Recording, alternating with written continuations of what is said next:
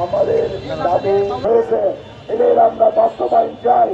কারণ শুধুমাত্র আমি এডিসি নন ইউরিয়া সার আমরা বিক্রি করি, শুধু ইম্পোর্টেড না, শুধু বিএডিসি সামান্য পরিমাণ, আর বিসিআইসি আলাদা এবং ইম্পোর্টেড এবং বিএডিসি উভয় বিক্রি করে, তাদের এটা সারের সংকট সৃষ্টি করে এবং তারা সিন্ডিকেট করে, এবং যারা ইম্পোর্টার তারা তাদের সদস্য, এবং কতকেও দেখা গেছে গত গভর্নমেন্টের আমলে তারা সিন্ডিকেট করে সারের অনেক কাজে সৃষ্টি করেছে।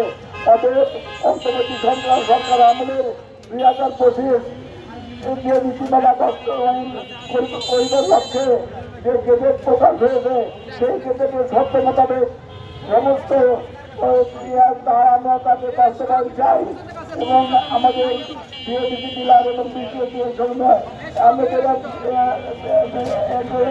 আমাদের এক শ্রেণীর উদ্যোক্তী মহল, মানে বিসিআইসি ডাইরেক্টলি মরিয়ামে, তারা তার বিপক্ষে সরকারের কাছে নতুনভাবে আপত্তি করতেছে। ওটা বাড়তে 25 বাড়তে 9 করা হোক, কিন্তু আমাদের দাবি 25 দীর্ঘদিনের একটা পুরাতন নীতিমালা এখন উপযোগী 2025 সাল থেকে। অতএব এটাকে বাস্তবায়ন করার জন্য আমাদের প্রধানমন্ত্রী তারেক রহমান সহ কৃষি মন্ত্রণালয় সচিব এবং সমস্ত কাছে তাদের দাবি, আমাদের দাবি এটা সরাসরি তাড়াতাড়ি বাস্তবায়ন করা হোক এবং দেশে সুস্থ হবে, সার বিতরণ ব্যবস্থা গড়ে ওঠে।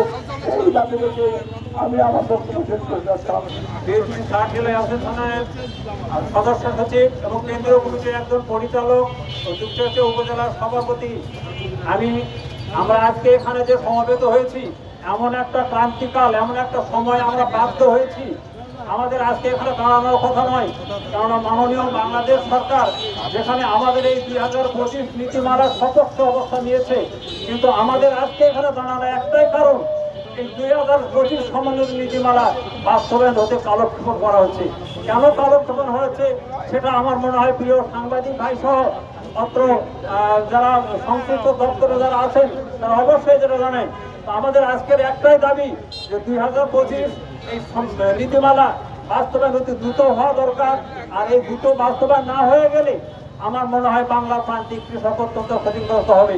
আমরা এমন একটা প্রতিষ্ঠান, এই বাংলাদেশ কৃষি উন্নয়ন কর্পোরেশন বিএডিসির আমরা একজন ডিলার। আমরা একই স্টেশন থেকে, একই প্ল্যাটফর্ম থেকে আমরা সার দেই, বীজ দেই, কীটনাশক দেই, বাড়াইনাশক দেই।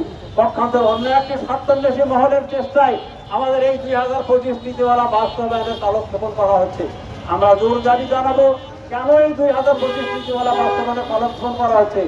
একটা কালো থাবা, একটা কালো ছোঁয়া, একটা কালো সংস্পর্শ, এই কালো সংস্পর্শের এসেই আমাদের এই 25 নীতিমালাটা বাস্তবায়ন করা হচ্ছে।